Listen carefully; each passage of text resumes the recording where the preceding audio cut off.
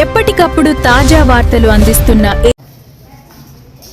Welcome to Shri Bharat news Ongole.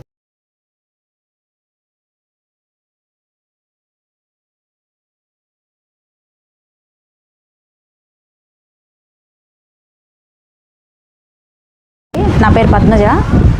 MEPMA Palnadu జిల్లా ఆఫీస్లో ఐబీగా పనిచేస్తున్నాను. సత్తెనపల్లి సీఎంఎం, చిలకలూరుపేట సీఎంఎంగా కూడా నేను పనిచేస్తున్నాను. ఇక్కడ ఆఫీస్లో రోసారావు అనే ఆయన జూనియర్ అసిస్టెంట్. ఇక్కడ స్టాఫ్ ఎవరూ లేరని ఆయనకి అడ్మినిస్ట్రేటివ్ ఆఫీసర్ ఇన్ఛార్జ్ ఇచ్చారండి మా పీడీ గారు.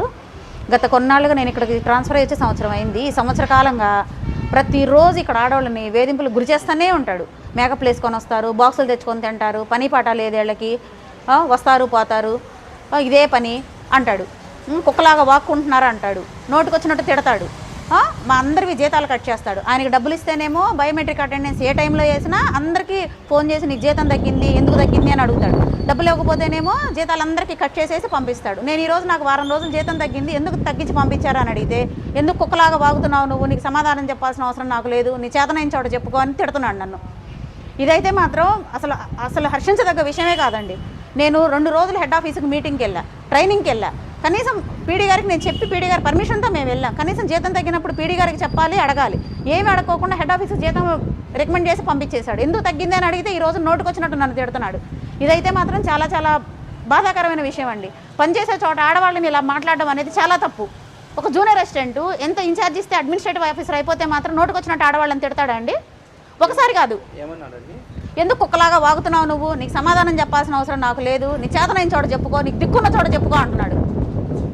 గుంటూరు ఆఫీస్లో కూడా ఇలాగే చేస్తే ఒక ఆఫీసరు చెప్పు తీసుకొని వెనకాల పడింది ఇతన్ని కొట్టడానికి. ఇక్కడ ఎవ్వరు ఏ చర్యలు తీసుకోలేదు. గత ఏప్రిల్ 25వ తారీఖు కూడా ఇలాగే మాట్లాడారు, నువ్వు కుక్కలాగా వాగుతున్నావు అన్నాడు నన్ను. అప్పుడు కూడా నేను అలాగే ఎస్పీ గారికి కంప్లైంట్ రాసేపోతే ఇక్కడ వాళ్ళు అందరూ అన్నారు, వద్దులే మేడం ఇప్పటికే పరిస్థితులు బాగాలేదు, మన పల్నాడు మెప్మా పరిస్థితి, మీరేమి ఇవ్వకండి, ఒక్కసారికి ఊరుకోండి, మేము చెప్పి చూస్తామన్నారు. ఏం మారాడండి చెప్పి చూస్తే? ఏమీ మారలేదు. మాట్లాడితే తిడతాడు, మేకప్లు వేసుకొని వస్తారంటాడు. ఆయనకి ఎందుకంటే ఆడవాళ్ళ గురించి ఎందుకు అనాలి మమ్మల్ని? మా డ్రెస్సుల గురించి, మా మేకప్ల గురించి, మా జుట్ల గురించి ఎందుకు అనాలి ఆయన? ఆయన ఎవరు అసలు మమ్మల్ని అంటానికి? మేము ఎలా వస్తాయి ఆయనకి ఎందుకు? అటెండెన్స్ తగ్గింది, జీతం తగ్గించి పంపించాడని అడిగితే కుక్కలాగా వాగుతున్నారంటాడా? దిక్కున చోట చెప్పుకోవాలా? నేను ఎస్పీ గారికి అయితే కంప్లైంట్ ఇస్తానండి.